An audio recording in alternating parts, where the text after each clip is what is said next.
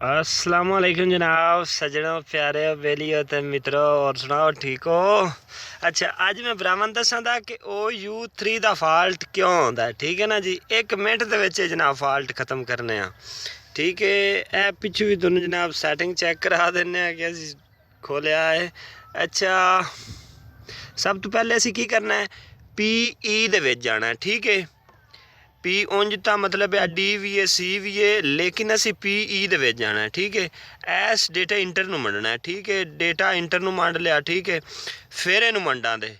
ठीक है, अगे असी एक कोड देना है जिंदा कोड 40721। ठीक है जी, कोड 40721 शिफ्ट की मदद नाल असी इनू करा दे 40721। फिर शिफ्ट दबा लिया 40721।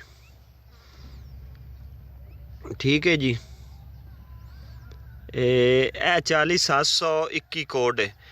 बबलिंग कर रही है, लेकिन मैं दूसरे इन्वर्टर ते इंशाल्लाह ताला दोनों इनकी सही वीडियो बना सकता सी, लेकिन मजबूरी है कि वो चल रहा है। ठीक है, अच्छा उन लोड से असी चलाया है। ठीक है ना जी। अच्छा, ये इंटर कर लेना है। सिंपल इतना काम करना है बई, असी जाना है, इंटर का बटन दबाया, अगे जनाब चले गए PF220 लिखीता है। ठीक है, असी इत्थे की करना है, असी इत्थे 380 कर देना। ठीक है, 380 कर दिता। ठीक है जी,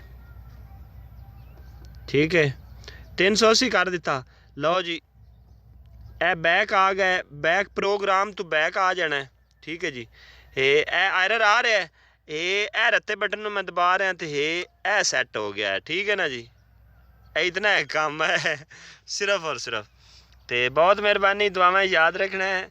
तो हो सके तो साडा चैनल ज़रूर सबसक्राइब कर देना है। जे अगर वीडियो अच्छी लगी होवे तो ना लगे तो फिर ज़रूर दुआ ज़रूर दे देनी यार। अल्लाह तुम खुश रखे। बहुत मेहरबानी, शुक्रिया।